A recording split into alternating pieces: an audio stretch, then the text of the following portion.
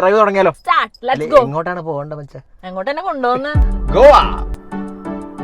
Hello, നമ്മുടെ പൂജയല്ലേ, മുളകിലൊക്കെ ഉള്ളതല്ലേ? ശരി ചേട്ടാ. അറിയൂ ചേട്ടാ, നിൽക്കായിരുന്നു. അമ്മ ഡാൻസ് ടീച്ചറാണല്ലോ. ഡാൻസ് കഴിഞ്ഞ് ഞാൻ ക്രോസ് ചെയ്യാൻ നിന്നപ്പോ മഴയത്ത് ഞാൻ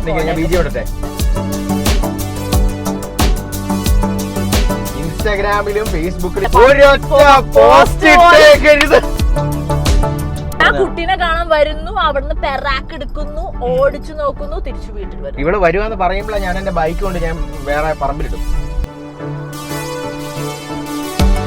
ഇതിനായിരുന്നു നിങ്ങൾ മെയിനായിട്ട് Goa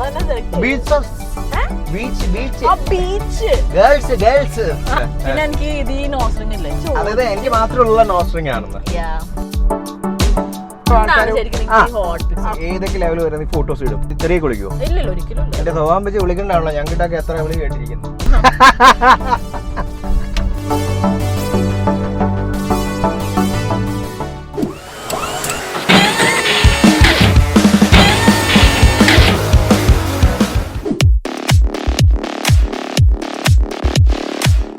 hello, hi, yes, welcome to our very brand new show.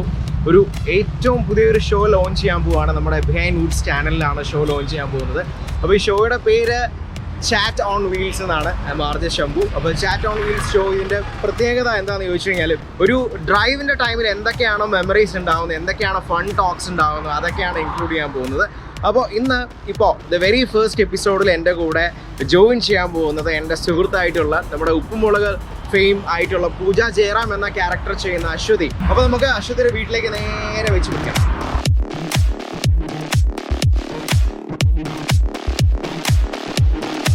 Yes, അപ്പോൾ നമ്മൾ അശ്വതിയുടെ വീട്ടിലെത്തി കഴിഞ്ഞു. പിന്നെ അശ്വതിയെ വിളിച്ച് നമുക്ക് ഇറക്കാം.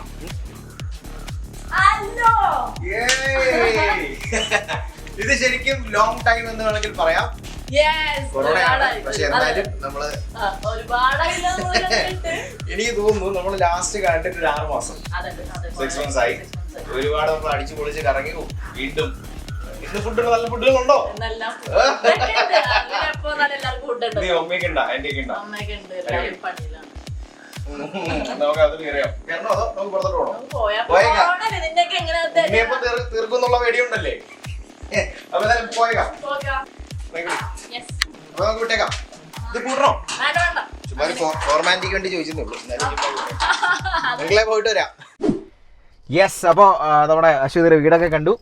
പക്ഷെ ഒന്നും കഴിക്കാൻ പറ്റിയില്ല. അതുകൊണ്ടാണ് ഞങ്ങൾ തിരിച്ചു വരുമ്പോ കഴിക്കും. അപ്പൊ നമുക്കൊന്ന് ഡ്രൈവ് തുടങ്ങിയാലോ? എങ്ങോട്ടാണ് പോകേണ്ടത് മച്ചാ? എങ്ങോട്ടെന്നെ കൊണ്ടുപോകുന്ന? നമുക്ക് ചുമ്മാ ചുറ്റിട്ട് വരാം. ഒന്ന് ചുറ്റിട്ട് വരാം. കുറെ നാളായി ഞങ്ങളൊരു ഡ്രൈവ് ഒക്കെ പോയിട്ട്. എനിക്ക് തോന്നുന്നു ഒരു വർഷമായി അല്ലേ? ഒരു വർഷമായി. നമുക്കപ്പോ ചുമ്മാ നമ്മുടെ പണ്ടത്തെ കാര്യങ്ങളൊക്കെ ഒന്ന് മെമ്മറൈസ് ചെയ്തെടുക്കാം. ഒന്ന് അയവിറക്കി അല്ലേ? യെസ്. അപ്പൊ ഇതാണ് ഇനിയിപ്പോ അല്ല വഴി പറഞ്ഞേക്കണം കേട്ടോ. ഇപ്പൊ ഇവിടുന്ന് എന്തോ ഇവിടുന്ന് ലെഫ്റ്റ്. എന്നിട്ട് എന്തുണ്ട് വിശേഷം? പറ. വിശേഷം മുഴുവൻ ഇപ്പൊ മാർക്കാണ് അല്ല, പലപ്പോഴും കേട്ടോ. ഇവിടുന്ന് ലെഫ്റ്റ് അല്ലേ? ഇവിടുന്ന് ലെഫ്റ്റ്. പലപ്പോഴും ഞാൻ ഓർക്കുന്നൊരു കാര്യമാണ്. കാരണം അതിന്റെ തന്നെ പ്രോഗ്രാംസ് ഒക്കെ കാണുന്ന ടൈമില് നമ്മൾ പണ്ട് പല സ്ഥലങ്ങളിൽ പോയിട്ടുള്ളതും അടിച്ച് നമ്മുടെ ഗ്യാങ് ഓഫ് ഫ്രണ്ട്സ് ഒക്കെ ഉണ്ടായിരുന്നു. തകർത്ത് വാരി ആ ഒരു ടൈമൊക്കെ നമ്മളെ എൻജോയ് ചെയ്ത ഒരു ടൈം ആയിരുന്നു. എനിക്ക് തോന്നുന്നു 2018 ടൈം. അതെ, അപ്പോഴാണ് സ്റ്റാർട്ട് ചെയ്തെന്ന് തോന്നുന്നുണ്ട്. അതായത് നമ്മളെ ചാനലിൽ വർക്ക് ചെയ്തോണ്ടിരുന്ന സമയത്ത് ഞാൻ അവിടെ പ്രോഗ്രാം ചെയ്തോണ്ടിരുന്നപ്പോ നമ്മുടെ പ്രൊഡ്യൂസർ ആയിരുന്നു നീ. അതെ, അത് മാത്രമല്ല ഈ കല്യാണം കഴിയുമ്പോൾ ഉള്ള ജീവിതം പണ്ടത്തെ പോലെ നമുക്ക് അത്ര അടിച്ചു പൊളിക്കാൻ പറ്റിയില്ലെങ്കിൽ അത് വേറൊരു ലെവലാണ്. ശരിക്കും മീഡിയ എന്നൊക്കെ പറയുമ്പോൾ തന്നെ ഇതിനകത്ത് ഏറ്റവും വലിയൊരു പ്രശ്നം പല ആൾക്കാരുടെ ലൈഫ് സ്റ്റൈൽ. ഇപ്പൊ എനിക്കറിയാവുന്ന കുറെ ഫ്രണ്ട്സ് ഉണ്ട്, ഈവൻ ഗേൾസ്. അപ്പൊ അവരുടെ മാരേജ് കഴിഞ്ഞിട്ട് അവർ പറയുന്ന ഒരു കാര്യമാണ്, എടാ എനിക്കിപ്പോൾ അഭിനയിക്കാൻ പോകാൻ പറ്റുന്നില്ല, അല്ലെങ്കിൽ അവിടെ പോകാൻ പറ്റുന്നില്ല, ഫ്രണ്ട്സിനോട് കറങ്ങാൻ പോകാൻ പറ്റുന്നില്ല. അത് ഡിപ്പെൻസ് ഓൺ നമുക്ക് കിട്ടുന്നത്. അതിപ്പോ വൈഫ് ആണെങ്കിലും ശരി, ഹസ്ബൻഡ് ആണെങ്കിലും ശരി, ചിലപ്പോൾ എനിക്കും പോകാൻ പറ്റാത്ത അവസ്ഥ വന്നിരിക്കും. ആ ഒരു അന്ന് എനിക്ക് എത്ര വയസ്സുണ്ട്? അന്ന് ഒരു 10-20 അത്ര ഉണ്ടായിരുന്നു. ഇന്നിപ്പോ ഒരു 10 years കഴിഞ്ഞു. വലിയതൊന്നും ഇല്ല അല്ലേ? 10 years ഇപ്പൊ എത്ര വയസ്സുണ്ട്? അന്ന് 20 ആണെങ്കിൽ ഇന്ന് എനിക്ക് 10 years കഴിഞ്ഞോ? നിനക്ക് എത്ര വയസ്സുണ്ട്? കാൽക്കുലേറ്റ് ചെയ്ത് 10 years നിനക്ക് എത്ര പ്രായമുണ്ട്? ശംഭുവിന്റെ പ്രായം പറയൂ, എന്നിട്ട് ഞാൻ എന്റെ പ്രായം പറയും. പറ. നീ എന്റെ പ്രായം ഗസ് ചെയ്യ്. You are 28 or 29. Correct. I'm 25. 25 ഉള്ളൂ നിനക്ക്? ശരിയാ, 25 ഉള്ളൂ. 21 വയസ്സിലായിരുന്നു നമ്മുടെ ഫസ്റ്റ് ഷോ. അതെ, യെസ്. ഇപ്പോഴും കിഡിന് കുറവൊന്നുമില്ല, ഞാൻ കിഡ് തന്നെ. അതെ അതെ അതെ. ഇപ്പോ ശരിക്കും പണ്ട് അശ്വതി എന്ന് പറയുന്ന ആള് പ്രൊഡ്യൂസർ ആയിരുന്നു, മറ്റേ ഷോ പ്രൊഡ്യൂസർ. ചെറുതായിട്ട് ആങ്കർ ചെയ്തു, ചെറുതായിട്ട് ആങ്കറിങ് പരിപാടികളൊക്കെ ഉണ്ടായിരുന്നു. പക്ഷെ ഇപ്പം ലെവല് മാറി. എന്നെ സ്വയം ഒരു തോന്നലുണ്ട്, ഇപ്പൊ ചെറിയ ചിരിയിരിക്കും. ഇല്ല മുത്തേ, അന്ന് ഓഫീസിൽ വെച്ച് പറഞ്ഞു ഓർമ്മണ്ട, ഞാൻ സ്റ്റാർട്ട് ചെയ്ത സമയത്ത് ഉപ്പും മുളകും ദേ വലിയ താരം ഇരിക്കുന്നു എന്നൊക്കെ പറഞ്ഞു ഓട്ടോഗ്രാഫ് എന്നൊക്കെ, അന്ന് ഞാൻ ഇതേപോലെ തന്നെ അല്ലേ ഇരുന്ന്. ജാടയൊന്നും ഇല്ല കേട്ടോ. അതല്ല, ഇവളുടെ കാര്യത്തിൽ എനിക്ക് ഏറ്റവും ഇഷ്ടപ്പെട്ട ഒരു കാര്യം എന്താണെന്ന് വെച്ചാൽ, നമുക്ക് ഒരു ഇവളെ പറ്റി പറയാം. സന്തോഷിക്കുക. അതായത് ഇവളെ കാണുന്ന അന്നും തൊട്ട് ഇവളൊരു ഭയങ്കര പെട്ടെന്ന് കമ്പനി ആവുന്ന ഒരാളാണ് ഞാൻ ഒരിക്കലും പറയത്തില്ല. പക്ഷെ ഇവൾക്ക് അറിയാം ആ ഒരു കംഫർട്ട് സോണിൽ നിർത്താനും അല്ലെങ്കിൽ ആ ഒരു ലിമിറ്റിൽ നിൽക്കാനും, how to deal with people വളരെ നന്നായിട്ട് അറിയാവുന്ന ഒരു വ്യക്തിയാണ്. അതായത് ഉള്ള എല്ലാ ഉടായ്പും കൃത്യമായിട്ട് അറിയാം. അങ്ങനെയല്ല, ഉള്ള ഉടായ്പ കൃത്യമായിട്ട് ഞാൻ മനസ്സിലാക്കും. അങ്ങനെ ഊരി പോരാനുള്ളതാണ് ഞാൻ ഇങ്ങോട്ട് മാറും. നല്ലതാണെങ്കിൽ ഞാൻ സ്റ്റിക്ക് ഓൺ ചെയ്ത് ആ ഫ്രണ്ട്സിന്റെ ഒപ്പം നിൽക്കും. അതാണ് എന്റെ ഒരു ക്വാളിറ്റി. ഓക്കെ, അപ്പം ഈ നമ്മുടെ ഇൻസ്റ്റഗ്രാം, എനിക്ക് തോന്നുന്നു ഞാൻ നമ്മുടെ ഇൻസ്റ്റാഗ്രാം പ്രൊഫൈല് നമ്മുടെ രണ്ടുപേരുടെയും ഇൻസ്റ്റയില് മ്യൂച്വൽ ഫോട്ടോസ് ഉണ്ടല്ലോ, അത് ചുമ്മാ ചെക്ക് ചെയ്ത ടൈമില് എത്ര ഫോട്ടോസാണ് നമ്മൾ രണ്ടുപേരും നമ്മുടെ ഒരുപാടുണ്ട്, ഇഷ്ടം പോലെ ഫോട്ടോസ് കിടക്കുന്നുണ്ട് എന്റെ. പക്ഷെ അതിന്റെ ഇടയ്ക്ക് ഒരു ഫോൺ അടിച്ചു പോയില്ലേ, കുറച്ച് ഫോട്ടോസും തൊട്ടിയും മനസ്സിലായി, നേരെ അടിച്ചു പോയി. ഞാൻ ഡിപ്രഷൻ ഒക്കെ ആയിപ്പോയി ഫോട്ടോ പോയിട്ട്. അറിയാലോ ഞാനൊരു ഫോട്ടോ ഭ്രാന്തിയാന്ന്. പ്രത്യേകിച്ച് സെൽഫി, ഇവിടെ സെൽഫി അതിനും ട്രോള്. ഈ ഹോട്ട് ഫോട്ടോസ് അയച്ചു തരാവോ എന്ന് ചോദിച്ച്, അല്ലെങ്കിൽ അശ്വതി ഇടുന്ന ചില ഫോട്ടോസ് കണ്ട് ഇപ്പൊ ഒരുപാട് പേര് ലോറി ഓവർടേക്ക് ചെയ്യുന്നു. ഇൻസ്റ്റാഗ്രാമിലൊക്കെ ഹായ് ബ്രോ, ഇൻസ്റ്റാഗ്രാമിലൊക്കെ മെസ്സേജ് വരുമല്ലോ, നല്ലതും ചീത്തയായിട്ടുള്ള മെസ്സേജ് വരാറുണ്ട്. അപ്പൊ അതിനെയൊക്കെ എങ്ങനെയാ മച്ചാ നീ പ്രതികരിക്കുന്നത്? എങ്ങനെയാണ് അതിന്റെ ഒരു ഞാൻ സത്യം പറഞ്ഞ ഒന്നിനും പ്രതികരിക്കാറില്ല. കാരണം ഇവരിങ്ങനെ ഇരുന്ന് അവിടെ നിന്ന് എനിക്ക് വന്നിട്ടുണ്ട് നെഗറ്റീവ് കമന്റ്സും മെസ്സേജസ് ഒക്കെ ഇൻസ്റ്റാഗ്രാമിൽ. പക്ഷെ ഇപ്പൊ കുറവാട്ടോ, കാരണം ഒരുപാട് പേർക്ക് എന്നെ ഇഷ്ടമുണ്ട്. ഇൻസ്റ്റാഗ്രാം നീ തന്നെയാണോ ഹാൻഡിൽ ചെയ്യുന്നത്? ഞാൻ തന്നെയാണ്. അയ്യോ അതൊക്കെ ഞാൻ തന്നെ ഉള്ളു, അത്രയും വലിയ ലെവലിലേക്കൊന്നും നമ്മളങ്ങ് എത്തിയിട്ടില്ല. അത് ഇനി ആക്കാലോ, നമ്മൾ തന്നെ ഹാൻഡിൽ ചെയ്യണല്ല അതിന് നല്ലത്. നമുക്ക് നമ്മുടേതായിട്ടുള്ള ഈവൻ അല്ല, അതാണ് അതിന്റെ ഒരു രസം. അപ്പൊ അങ്ങനെ ചില മെസ്സേജസ് വരുമ്പോ, അതായത് നമുക്ക് സുഖകരമല്ലാത്ത ചില മെസ്സേജസ് വായിക്കുമ്പോ ഇറ്റ് ഈസ് നോട്ട് ഗുഡ് എന്നുള്ള ഒരു തോന്നൽ വരുന്ന മെസ്സേജസ് ഒരുപാട് വരില്ലേ? അപ്പൊ അതിനെ നമ്മൾ അക്സെപ്റ്റ് ചെയ്തിട്ട് അതിന് റിപ്ലൈ കൊടുക്കുവോ, അതോ നീ കംപ്ലീറ്റ് ആയിട്ട് റിജക്ട് ചെയ്യുവോ, അല്ലെ ആ അക്കൗണ്ട് പോയി ബ്ലോക്ക് ചെയ്യുവോ, അല്ലെങ്കിൽ എന്താ നോർമലി? ഞാൻ റിജക്ട് ചെയ്യും. കാരണം ഓരോരുത്തരുടെ ചിന്താഗതി. നമ്മൾ പണ്ട് ഒരുമിച്ച് ലൈവ് ചെയ്തിട്ടുണ്ടായിരുന്നു, ഇൻസ്റ്റാഗ്രാം ലൈവ്. അന്ന് ഓർമ്മയുണ്ടോ? അന്ന് ഇതേപോലെ കുറെ എന്തൊക്കെയോ കമന്റ്സ് വന്നു. അന്ന് ശംഭു തന്നെ പറഞ്ഞു ഒരു ദിവസം, എന്തിനാ മച്ചാമാർ ഇങ്ങനെയൊക്കെ കാണിക്കും, നിനക്ക് എന്തെങ്കിലും പ്രശ്നമുണ്ടെങ്കിലും തുറന്നു പറ, പ്രശ്നമില്ല. അത് തന്നെ ഉള്ളൂ. അവര് പറയുന്ന അവരെ സുഖം, അവർക്ക് ഓക്കെ ആണ്, അവർ പറഞ്ഞു തീർന്നെങ്കിൽ അവര് പറഞ്ഞോട്ടെ. നമ്മൾ തിരിച്ചു പറയാൻ നിന്ന പിന്നെ അത് കച്ചറയാവും. തിരിച്ചു പറയാനുള്ള പ്രശ്നം എന്നറിയോ, ഇത് നമ്മൾ തിരിച്ചു പറഞ്ഞു കഴിഞ്ഞാൽ അവര് നമ്മൾ തമ്മിൽ എന്നാ വ്യത്യാസം ഇരിക്കുന്നത്. അത് മാത്രമല്ല, ആൾക്കാര് നമ്മളെ ഇവിടെ ഇമ്മ എന്ത് പിടിച്ചാലും അത് നമുക്കിപ്പോ എന്തെങ്കിലും ഒരു പ്രശ്നം ഉണ്ടായി കഴിഞ്ഞാൽ അതിനെ മാന്യമായിട്ട് ഡീൽ ചെയ്യാന്നുള്ളതുള്ളൂ അതിനകത്ത് ഏറ്റവും. അതാണ് ഏറ്റവും ബെറ്റർ. അല്ലെങ്കിൽ അത് കളയാൻ. ഞങ്ങൾക്ക് ഒരു ദിവസം ഷൂട്ട് ആണെങ്കിൽ അതിന്റെ പിറ്റേ ദിവസം ഞങ്ങൾക്ക് ഓഫ് കിട്ടും. അതെ, അപ്പൊ നമ്മൾ ട്രിപ്പ് പോകും. അപ്പൊ നേരെ ട്രിപ്പ് പോകും. ചെറിയ ട്രിപ്പാണ്, പക്ഷെ നമ്മൾ പോയത് ഓർമ്മയുണ്ടോ? ഒരു ട്രിപ്പ്, അയ്യോ ആദ്യത്തെ ഞങ്ങളുടെ ട്രിപ്പ് ഉണ്ടായിരുന്നു, കിടിലൻ ട്രിപ്പായിരുന്നു. പറഞ്ഞു കൊടുക്കൂ എവിടെയാണത്? ഗോവ. അതെല്ലാരും പറയണല്ലോ, അങ്ങ് ഗോവ. അതെ അതെ, അത് ഞങ്ങള് പ്ലാൻ ചെയ്ത സഡൻ പ്ലാനിങ് ആയിരുന്നു കേട്ടോ. ഇപ്പൊ ഞങ്ങള് ശരിക്കും പറഞ്ഞു കഴിഞ്ഞാൽ ഒരുപാട് ദിവസം ഒരുപാട് മാസങ്ങളൊക്കെ എടുത്ത് പ്ലാൻ ചെയ്യുന്ന ട്രിപ്പ് ഒന്നും സക്സസ് ആകാറില്ല. പക്ഷെ വേറെ സീൻ ഉണ്ടായിരുന്നു അന്ന്, ഓർമ്മയുണ്ടാ? നമ്മൾ പലരും പല ചാനലിലെ അണ്ടറിലായിരുന്നു. ശരിയാ. എന്നിട്ട് ഫോൺ വന്നോണ്ടിരുന്നത് നിങ്ങൾ എവിടെ? അപ്പൊ എല്ലാരും ഫോണിൽ ഒരേപോലെ ലാംഗ്വേജ്. അതായത് ഞങ്ങള് വർക്ക് ചെയ്തോണ്ടിരുന്ന പല ചാനലിലാണ്. ഞങ്ങളുടെ ബോസിന്റെ അടുത്ത് പറഞ്ഞിട്ടില്ല ഞങ്ങൾ ട്രിപ്പ് പോവാണ്, എല്ലാം കള്ളാ പറഞ്ഞോണ്ടിരുന്നേ. ഇനി പറഞ്ഞതിന് കുഴപ്പമില്ല, അവിടെ നിന്നൊക്കെ ഞങ്ങൾ വിട്ടു, എല്ലാരും വിട്ടു, ചാനൽ വിട്ടു. ഞങ്ങള് പറഞ്ഞത് ഞങ്ങളിപ്പോ മറ്റേ ഇവിടെ ഹോസ്പിറ്റലാണ്, അവിടെയാണ്, ഇവിടെയാന്നൊക്കെ പറഞ്ഞു. അങ്കിളുടെ വീട്ടിലാണ്. എന്തൊക്കെ എക്സ്ക്യൂസാ പറഞ്ഞല്ലേ? അതാണ് കാര്യം. എന്നിട്ട് ഈ നമ്മുടെ വീട്ടിൽ നിന്ന് കുഴപ്പമില്ല, ഈ ഓഫീസിൽ നിന്നൊക്കെ വിളിക്കുന്ന സമയത്ത് നമ്മൾ സത്യാവസ്ഥ പറഞ്ഞിട്ടാണല്ലോ പറഞ്ഞിട്ട് ഇറങ്ങുന്നത്. ഓഫീസിൽ നിന്നൊക്കെ വിളിക്കുമ്പോ മറ്റേ ഉന്തിമലഗ്ല കുംഗ്ല വിളിച്ചത് മമ്പലമക്കാല, അത് എല്ലാവരും ഒരേപോലെ. ഇന്ദുക്കിനു സബ്സ്ക്രൈബർ. അവരാരാ ബുദ്ധിയുള്ള ആൾക്കാർ? ഒന്നാമത് നമ്മുടെ സർക്കിൾ ഇതാന്ന് അറിഞ്ഞാ എല്ലാരും വിളിച്ചോണ്ടിരിക്കണ്ടായിരുന്നു. അത് മാത്രമല്ല, ഞങ്ങള് ഭയങ്കര കോൺഫിഡൻഷ്യൽ ആയിട്ട് പോകുന്ന ടൈമില് ഇൻസ്റ്റാഗ്രാമിലും ഫേസ്ബുക്കിലും ഞങ്ങൾ പറഞ്ഞു വെച്ചേക്കും, ഒരൊറ്റ പോസ്റ്റ് ഇട്ടേക്കരുത്. കൈതാടി. അയ്യോ വേറെ ലെവലായിരുന്നു. ഓർമ്മയുണ്ടോ ട്രെയിനില് യൂനോ കാർഡ്സ് ഒക്കെ കളിച്ച ആൾക്കാരോ കച്ചറ ഉണ്ടാക്കി? ഒരു രക്ഷയില്ലായിരുന്നു കേട്ടോ. അല്ല, ഈ ഗോവയുടെ പ്ലാന് ശരിക്കും പറഞ്ഞാൽ ഞങ്ങള് ബോയ്സ് ഗ്യാങ് ആയിരുന്നു ഇട്ടത് ഈ പ്ലാന്. അതെ അതെ, അതെനിക്ക് നല്ല ഓർമ്മയുണ്ട്. ഞങ്ങളെ നൈസായിട്ട് തേച്ചു. അതാണ് ഈ ഗേൾസ് ഒന്നും വരണ്ട, ഞങ്ങൾ മാത്രം പോയി അടിച്ച് പൊളിച്ചിട്ട് 3 ദിവസം കഴിഞ്ഞ് തിരിച്ചു വരാന്ന് പറഞ്ഞു. ലാസ്റ്റ് ഞാനും രേഷ്മയൊക്കെ അറിഞ്ഞിട്ട് ഞങ്ങൾ രണ്ടുപേരും മാത്രം ഉണ്ടായിരുന്നുള്ളൂ. വിദ്യ ഉണ്ടായിരുന്നോ? ഉണ്ടായിരുന്നില്ല, അത് അടുത്ത ട്രിപ്പിനായിരുന്നു. ഞാന് രേഷ്മയും കൂടി ലാസ്റ്റ് തീരുമാനിച്ച ചാടി. അത് ട്രെയിൻ ടിക്കറ്റ് കിട്ടോ ലാസ്റ്റ് എങ്ങനെയൊക്കെ ഒപ്പിച്ചു വെയിറ്റിംഗ് ലിസ്റ്റിലോ. എന്നിട്ട് ഇവര് ലാസ്റ്റ് ഞങ്ങൾ പോകാൻ റെഡി ആയിരുന്ന ദിവസം വൈകിട്ട് ഇവര് വിളിച്ചിട്ട് പറയുക, അതെ ഞങ്ങളും ഉണ്ട് കേട്ടോ. അതെ, അങ്ങനെ നിങ്ങൾ തന്നെ പോകണ്ട. അപ്പൊ ഞങ്ങള് ദൈവമേ പണി പാളി. ട്രിപ്പ് വേറെ ലെവൽ. നമ്മള് ഗോവ സത്യം നമ്മൾ ഉറങ്ങിയിട്ടില്ല ദിവസങ്ങള്. കംപ്ലീറ്റ് ചില്ലിങ് ആയിരുന്നു. അത് മാത്രമല്ല, അല്ല ചേട്ടൻ എന്തിനാ ഗോവയില് വന്നേ? ചേട്ടൻ ചോദിക്കും. അതെ ചേട്ടൻ, ഓക്കെ. എന്തിനായിരുന്നു നിങ്ങൾ മെയിൻ ആയിട്ട് ഗോവ തന്നെ സെലക്ട് ബീച്ച്?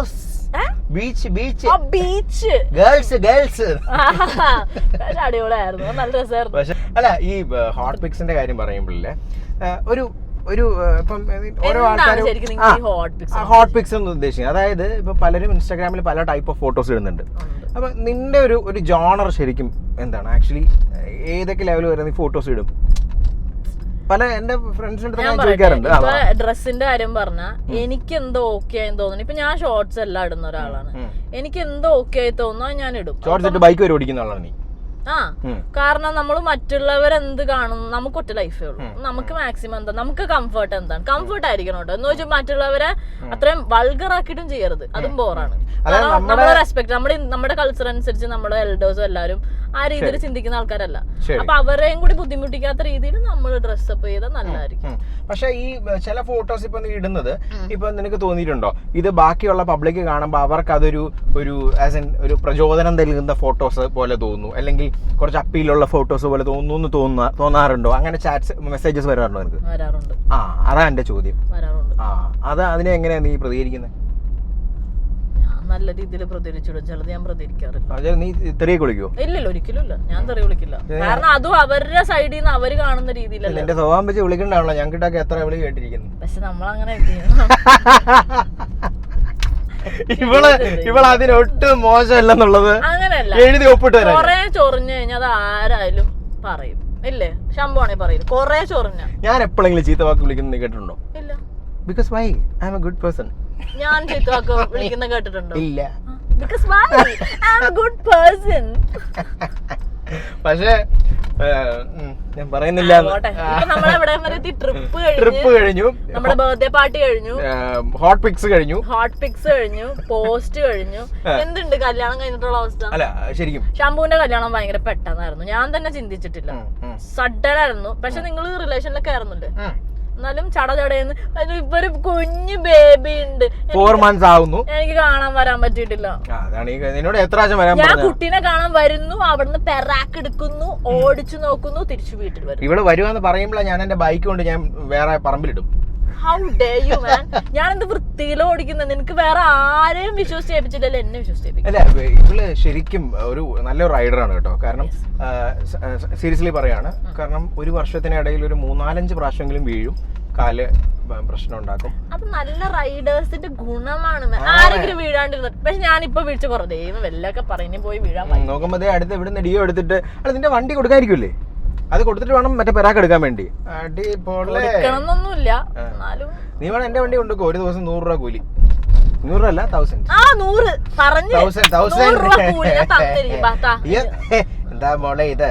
ഞാനപ്പോ 2 ദിവസം സെറ്റ് ആയിട്ടൊന്ന് പെറാക്ക് സെറ്റ് ആയിട്ട് ഞാൻ തിരിച്ചു കൊടുത്തരാം. ആയിക്കോട്ടെ, അത് വേണം. ഞാൻ 2 ദിവസം ഞാൻ ഡിയോ വിട്ട് തന്നിരിക്കും. തീർച്ചയായിട്ടും എനിക്ക് തന്നോ. കാരണം അതില് കുഴപ്പമില്ല, എനിക്ക് ഓടിക്കാല്ലേ. കുറെ നാളായി ഞാൻ സ്കൂട്ടർ ഓടിച്ചിട്ട്. അതിനെപ്പറ്റി ഒരു പോയിന്റ് എനിക്ക് പറയാനുണ്ടോ? വേറെ ഈ വണ്ടിക്ക് ദേശം ഇല്ലാത്തത് കൊണ്ട്, പ്രൊഡ്യൂസറുടെ വണ്ടി ആയതുകൊണ്ട്. പ്രൊഡ്യൂസറിന് ഇത് കഴിഞ്ഞിട്ട് പപ്പടം പോലെ പൊടി. എന്റെ പൊന്ന് ശ്യാമേ, നിന്നെ കൊല്ലോടാ. ശ്യാം പറഞ്ഞ പോലെ നമ്മുടെ ഒരു ബെസ്റ്റ് ബഡിയാണ് കേട്ടോ. അതെ, ശ്യാമും നമ്മുടെ ഈ ഗ്രൂപ്പിലുള്ള ഒരു ബെസ്റ്റ് ബഡിയാണ്. ഞങ്ങളൊക്കെ ഒരുമിച്ച് വർക്ക് ചെയ്തിട്ടുള്ള ആൾക്കാരാണ്. അതെ, ശ്യാമും കല്യാണം കഴിഞ്ഞപ്പോ ഇങ്ങനെയല്ലേ നമ്മളെല്ലാം ഒരേ രീതിയിൽ വർക്ക് ചെയ്തതാ.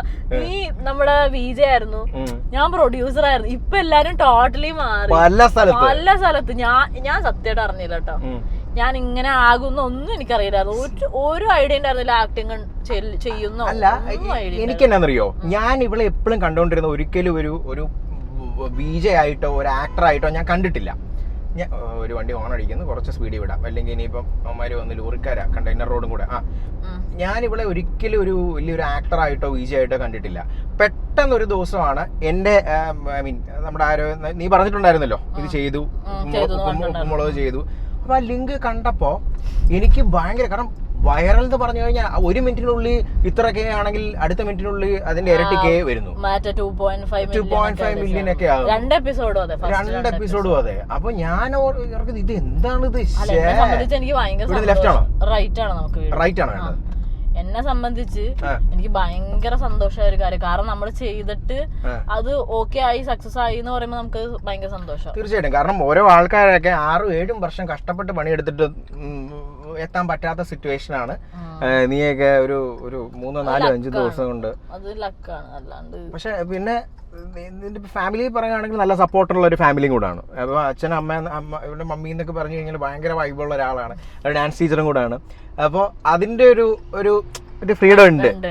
അതൊരു ഇപ്പം ഈ പാരൻസിന്റെ സപ്പോർട്ട് ഇതിനെ എങ്ങനെയാണ് ഒന്ന് മാച്ച് ചെയ്യുന്നത്? പേരൻസിന്റെ സപ്പോർട്ട് എന്ന് വെച്ചാൽ അമ്മയ്ക്കും അച്ഛനൊക്കെ കംപ്ലീറ്റ്ലി ഞാൻ ഡയറക്ഷൻ തന്നെ ആയിരുന്നു. കാരണം അവരുടെ വാസ് ലൈക്ക്, ഞാൻ വിഷ്വൽ മീഡിയ എടുത്ത് പഠിച്ചതും അമൃതയിലാണ്, BSc ഇൻ വിഷ്വൽ മീഡിയ. ആ ഒരു രീതിയിലല്ലായിരുന്നു. അമ്മ അച്ഛനും വാസ് ലൈക്ക് എല്ലാവരും ആസ് യൂഷ്വൽ, എല്ലാവരും അച്ഛനമ്മയും പോലെ എഞ്ചിനീയർ ആവണം, ഡോക്ടർ ആവണം. പണ്ട് അങ്ങനെ ആയിരുന്നു. പിന്നെ അവരെന്ന് വെച്ചാൽ ശരി ഇവർ എന്തിനും ഇഷ്ടമുള്ള പോലെ ആവട്ടെ, അങ്ങനെ ഒരു സപ്പോർട്ട്. റൈറ്റ്. ഇല്ല. അപ്പൊ അമ്മ അച്ഛനും ഓക്കെ ശരി അവള് പഠിക്കട്ടെ, നമുക്ക് ഇഷ്ടമുള്ള പഠിക്കട്ടെ. കാരണം എന്തായാലും നമുക്ക് ഇഷ്ടമുള്ള ജോലി ചെയ്താലേ നമുക്കൊരു തൃപ്തി ഉണ്ടാവുള്ളൂ.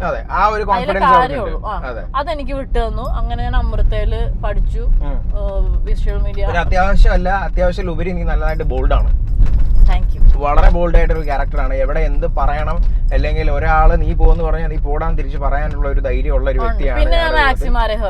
അത് മാത്രമല്ല, ഞങ്ങൾ ട്രിപ്പ് പോകുമ്പോൾ ചില കാര്യങ്ങൾക്ക് ഞങ്ങൾ പേടിയുള്ള സമയത്തൊക്കെ ഞങ്ങൾ ഇവളെ വിളിക്കാറുള്ളത്. കാരണം ഇവളെ കാണിച്ച് ബാക്കിയുള്ളവരെ പേടിപ്പിക്കാം. ഞാനൊരു ഗുണ്ടയാണ്. അപ്പൊ ആ ഒരു കാര്യത്തിനൊക്കെ ഞങ്ങൾ ഇവളെ സമീപിക്കാറുണ്ട്. കാരണം ഇവളെ ഞങ്ങൾക്ക് അങ്ങനെയുള്ള കാര്യങ്ങൾ ഹെൽപ്പ് ഒക്കെ ചെയ്തു തരാറുണ്ട്. പക്ഷെ ഞാൻ പാവമാണ്, ഞാൻ നല്ല രീതിയിലാണ് എല്ലാം ഹാൻഡിൽ ചെയ്യാറ്. ഒരു എക്സാമ്പിൾ പറഞ്ഞേ, നീ ഹാൻഡിൽ ചെയ്യുന്ന ഒരു രീതി. ഒരു ഇൻസിഡന്റ് പറയൂ, ഞാൻ അതിനനുസരിച്ച് പറഞ്ഞു. ഒരു ഇൻസിഡന്റ് വഴി വെച്ച് നിന്റെ ഒരു ആരാധകൻ വന്നിട്ട് ചേച്ചി പ്ലീസ് ചേച്ചി എനിക്ക് കെട്ടിപ്പിടിച്ചൊരു ഫോട്ടോ എടുക്കണം ചേച്ചി പ്ലീസ് ചേച്ചി എന്ന് വെച്ച് നിന്റെ കൈ കയറി പിടിക്കുന്നു, നീ എന്ത് ചെയ്യും? ഫോട്ടോ എങ്ങനെ എടുക്കാലോ, കൈ കയറി പിടിക്കേണ്ട ആവശ്യമില്ല. നമ്മൾ അവരെ ഹാപ്പി ആക്കാന്നുള്ളേ ഉള്ളൂ. അപ്പൊ ഞാൻ അവരെ പറഞ്ഞ് മനസ്സിലാക്കും, കൈ കയറി പിടിക്കാണ്ട് നമുക്ക് ഫോട്ടോ എടുക്കാം. അങ്ങനെയൊന്നും അല്ലാത്ത ഭയങ്കര ഒന്നും പറ്റില്ല എന്നുള്ള രീതിയിൽ ഞാൻ അറ്റാക്ക് ചെയ്യാൻ വന്നു കഴിഞ്ഞാൽ തിരിച്ചിടിക്കുവോ? എങ്ങനെ? ഞാൻ ചിലപ്പോ ഫോട്ടോ എടുക്കാൻ നിന്ന് വരില്ല. ഞാൻ മാറിക്കളയും അവിടെ നിന്ന്. കാരണം നമ്മള് മേത്ത് തൊട്ടിട്ടുള്ള പരിപാടിയൊന്നും നമ്മൾ ചെയ്യേണ്ട ആവശ്യമില്ല. ഈ മൊത്തം പോലീസാണല്ലോ. അയ്യോ തീർച്ചയായിട്ടും. അല്ല നമ്മള് ഒരുപാട് കെയർ ചെയ്യണം. അയ്യോ ശരിക്കും പോലീസുകാർ ചെയ്യുന്ന വലിയ സംഭവം കേട്ടോ. അവരുടെ ലൈഫിൽ ഇത് അത്രയും റിസ്ക് എടുത്തിട്ട് അവര് നമുക്ക് വേണ്ടി ഇത്രയും. പോലീസുകാർ മാത്രമല്ല, ഇപ്പൊ ഈവൻ മെഡിക്കൽ ഫീൽഡിലുള്ള തീർച്ചയായിട്ടും ഡോക്ടേഴ്സും ആണെങ്കിലും നഴ്സ് ആണെങ്കിലും അവിടെ എല്ലാ മെഷേഴ്സ് എടുത്തിട്ട് മാത്രമേ നമ്മൾ എന്തും ചെയ്യാവുള്ളൂ എന്നുള്ളൊരു കാര്യമാണ്. കൊറോണ കൂടി വരുന്നു കൗണ്ട്. ശരിക്കും നമ്മളെല്ലാരും കെയർ അല്ല. പക്ഷെ നമ്മൾ നീ ഒന്ന് ആലോചിക്കുക, നമ്മൾ എപ്പോഴെങ്കിലും ഓർത്തിട്ടുണ്ടോ എല്ലാ മനുഷ്യരും ഈ മാസ്കും സ്കാർഫും കെട്ടി വഴി കൂടെ നടക്കുന്ന ഒരു സിറ്റുവേഷൻ? ജപ്പാൻ കൊറിയയിലൊക്കെ അങ്ങനെയാണ് ശീലിച്ച അങ്ങനെ. പക്ഷെ ഇപ്പൊ നമ്മളെല്ലാവരും അല്ലേ നമ്മളെ ഓർത്തിട്ടുണ്ടോ ഇങ്ങനത്തെ പരിപാടി? പക്ഷെ ഇപ്പൊ നമ്മളത് യൂസ്ഡ് അപ്പ് ആയി. അത് മാത്രമല്ല, ഞങ്ങളുടെ പണ്ടത്തെ പിക്ചേഴ്സ് ഒക്കെ കാണുമ്പോൾ എനിക്ക് തന്നെ അത് കണ്ടിട്ട് അസൂയ വരുന്നു. ഞാൻ നീയൊക്കെ ആയിട്ട് ഒരുമിച്ചുള്ള ഗ്രൂപ്പ് ഫോട്ടോസ് ഒക്കെ കാണുമ്പോൾ എനിക്ക് ഭയങ്കര അസൂയ. ഫോട്ടോസ് ഇപ്പൊ അത് ഇടാൻ പേടിയാ. ഇപ്പൊ 5 കൂടുതൽ ഇടാനും പേടിയെന്നല്ല, നമ്മള് ചെയ്യുമ്പോ കണ്ട അവരപ്പ അങ്ങനെ എൻജോയ് ആണ്. നമ്മളെയൊക്കെ ആയിരിക്കും മിക്കവരും ചിലപ്പോ മാതൃകയായിട്ട് നോക്കുന്നത്. അങ്ങനെയല്ല, നമ്മളിപ്പോ ഒരു 5-10 പേര് ഗ്രൂപ്പ് സെൽഫി ഒക്കെ എന്നൊക്കെ പറഞ്ഞ് ഇടാൻ നേരത്ത് പുറത്തുനിന്ന് കാണുന്നവരും നമ്മൾ ചിലവര് അതിനകത്ത് നമ്മളെ തെറ്റായി വ്യാഖ്യാനിക്കും. കാരണം പറയും കണ്ടാ ഇങ്ങനെ എടുത്ത് അവര് സെലിബ്രിറ്റീസ്, അവർക്ക് എന്തോ ആകാലോ, ഞങ്ങൾക്ക് മാത്രം ഇങ്ങനെ ചെയ്യാൻ പറ്റും. നമ്മളത് ചെയ്യരുത്. നല്ലൊരു ചായ എവിടുന്നെങ്കിലും ഇറങ്ങി കുടിക്കാൻ തോന്നുന്നു അല്ലേ? നമുക്ക് ഇവിടെ എവിടെയും കുടിച്ചാലോ? കുടിക്കണോ? Why not? പക്ഷെ അതടച്ചു. ഇനി ഒരു കാര്യം ചെയ്യാം, നേരെ ഇവിടെ വീട്ടിൽ പോകുന്നു, നമ്മൾ ഇവിടെ വീട്ടിൽ നിന്ന് എന്തെങ്കിലും കഴിക്കാം. എന്താ അഭിപ്രായം? അങ്ങനെ ആന്റി അവിടെ ഉണ്ടാക്കി വെച്ചിട്ടുണ്ടാവുമോ? ആ. എല്ലാം പറഞ്ഞു വെച്ചിട്ടുണ്ട്. ഇവളെങ്ങനെയാണെന്നറിയോ, ഇവളുടെ വീട്ടിൽ ചെല്ലുന്നതിന് മുമ്പ് ഇവള് അങ്ങനെയല്ല, എന്റെ ഫ്രണ്ട്സ് ആരെങ്കിലും വരുന്നുണ്ട് അല്ലെങ്കിൽ ആരെങ്കിലും മറ്റേ ഞങ്ങളുടെ വീട്ടിൽ മറ്റേ അതിഥി ദേവോ ഭവയാണ്. എല്ലാ അതിഥികളെയും നല്ല കറക്റ്റ് ആണ്. ഫുഡും കാര്യങ്ങളും ഭയങ്കര നന്നായിട്ട് ട്രീറ്റ് ചെയ്യും എന്നൊക്കെ ഞാൻ പറഞ്ഞു കഴിഞ്ഞാൽ എനിക്കിപ്പോ അങ്ങോട്ട് ചെല്ലുമ്പോ എന്തെങ്കിലും തരത്തുള്ളൂ. അയ്യടാ, അല്ലാണ്ട് തരാറില്ല. ചുമ്മാ പറഞ്ഞ കേട്ടോ, സീരിയസ്ലി ആ ഒരു കാര്യം. അതേപോലെ ശംഭു എന്നെ വീട്ടിലേക്ക് വിളിച്ചെന്നെ ഗ്രാൻഡ് ആയിട്ട് എനിക്ക് നല്ല ബിരിയാണി ഒക്കെ ഉണ്ടാക്കി നല്ല അടിപൊളി ജ്യൂസ് ഒക്കെ തന്ന് എന്നെ വെൽക്കം ചെയ്ത് എന്നെ സർപ്രൈസ് ചെയ്ത് ഞാനും കുഞ്ഞുമാവയും കൂടി കുറെ നേരം കളിച്ച് ലാസ്റ്റ് ഞാൻ ആ വണ്ടി എടുത്ത് എന്റെ വീട്ടിലേക്ക് വന്ന് ഈ ഒരു മൂടാണ് ഞങ്ങൾ പ്രോമിസ് നടക്കാൻ പോകുന്നത്.